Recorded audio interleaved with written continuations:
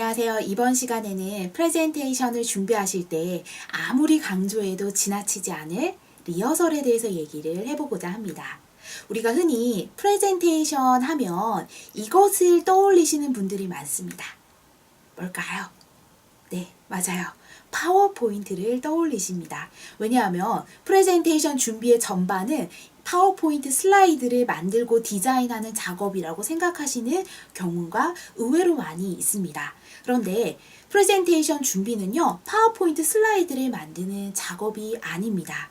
파워포인트 슬라이드는 프레젠테이션을 잘 하실 수 있도록 도움을 드리는 보조적인 자료일 뿐 이것이 메인은 아닌 거죠. 여러분께서 발표하실 때는 어떻게 상대방에게 잘 내가 하고 싶은 얘기를 전달하실 건가, 이것에 더욱더 포커스를 맞추셔야 합니다. 따라서 더 잘 전달하기 위해서는요, 연습만큼 중요한 게 없는데요.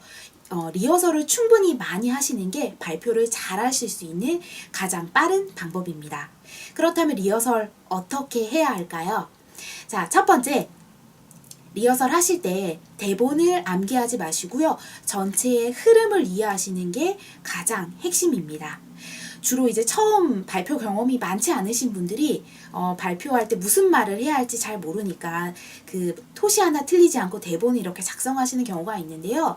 이게 굉장히 위험한 게, 이렇게 대본을 만들어서 암기를 하신 경우에 막상 무대에 딱 올라가면 그 중간에 내가 쓴 대본에서 일부분을 까먹게 되면 머리가 하얘지는, 네, 멘탈 붕괴라고 하죠. 멘탈 붕괴 상황에 직면하실 수도 있어요. 그래서 저는 대본을 만들어서 암기하시지 말고 여러분들의 발표가 내 머릿속에 그림이 이렇게 그려지도록 연습을 하라라고 말씀을 드립니다.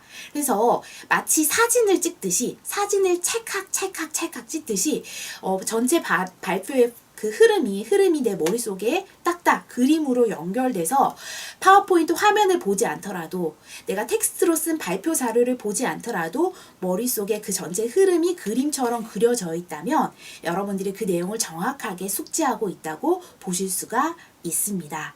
자, 리허설 두 번째, 발표하실 때 절대 주어진 시간을 넘지 않는 것이 중요합니다. 발표 시간은 상황에 따라 다르지만, 상황에 따라 정해진 시간이 있지만 최대 15분을 넘지 않기를 제가 권해드립니다. 15분을 넘게 되면 우리의 집중력이 굉장히 떨어지고 상대의 얘기에 계속 주의 있게 듣기가 굉장히 어려워지기 때문이죠. 그래서 발표할 때 주어진 시간을 잘 체크하시고요. 연습하실 때는요, 오히려 예를 들어 15분이 제한 시간이면 12분 정도에 맞춰서 스피치를 할 수 있도록 연습하시는 게 좋습니다. 오히려 실전에서도요, 조금 빨리 끝내는 건 괜찮아요. 그러나 주어진 시간을 넘어가게 되면 청중들이 굉장히 이제 힘들어질 수 있으니까 짧게 하시는 연습을 하시고요. 그리고 오히려 조금 짧게 하는 게 좋은 게, Q&A 시간을 발표 끝나고 Q&A 시간을 확보하기 위함입니다. 우리는 Q&A를 좀 두려워하죠. 그래서 발표가 끝나면 이렇게 질문을 합니다. 질문 있으세요가 아니라 질문 없으시죠? 라고 질문을 하게 되는데요.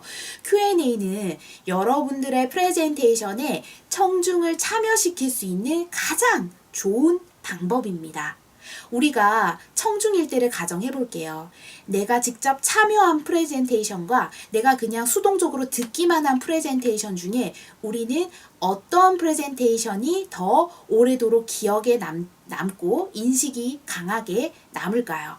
당연히 참여한 쪽입니다. 그래서 청중을 적극적으로 내 프레젠테이션에 참여하게 하도록 하는 거는 굉장히 좋은 거고요. 이것을 할 수 있는 최적의 타임이 Q&A, 질문을 받고 대답을 해주면서 서로 상호작용을 나누는 거죠. 그래서 질문을 너무 두려워하지 마시고, 이는 적극적인 참여를 유도할 수 있는 방법임을 기억하시고, 프레젠테이션을 빨리 마무리하시고 질문을 받을 수 있는 시간을 충분히 확보하시면 좋습니다.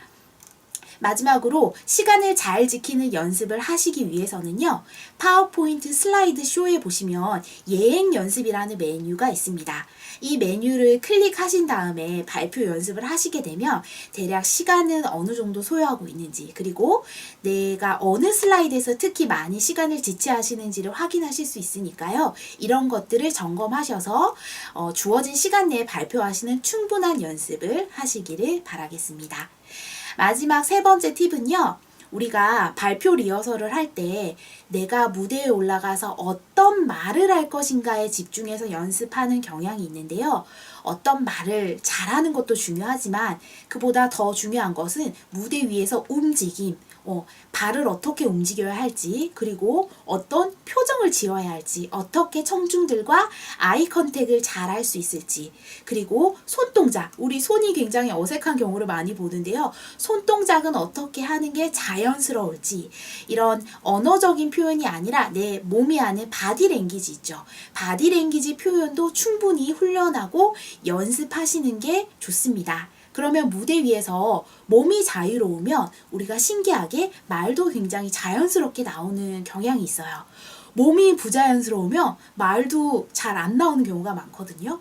그래서 언어적인 표현에만 관심 갖지 마시고 바디랭귀지도 신경 써서 리허설 때 충분히 연습을 하시면 도움이 되실 겁니다. 그래도 이런 질문을 받습니다. 이렇게 충분히 리허설을 했는데요. 그래도 너무너무 떨립니다. 무대에서 어떻게 하면 떨지 않을 수 있을까요? 라는 질문을 많이 받습니다. 안 떨리는 방법이 있다면 굉장히 좋겠어요. 저도 그렇게 하고 싶은데 사실 떨리지 않는 방법은 없지만 좀 다소 떨리더라도 덜 떨리고 떨리는 마음을 침착하게 잘 가다듬고 하실 수 있는 방법은요. 딱 한 가지밖에 없습니다. 뭘까요? 맞아요.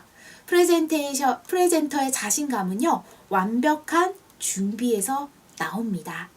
떨리면 떨릴수록 한 번 더 리허설하고 한 번 더 준비하시면 여러분 보다 멋진 프레젠테이션 하실 수 있을 겁니다. 감사합니다.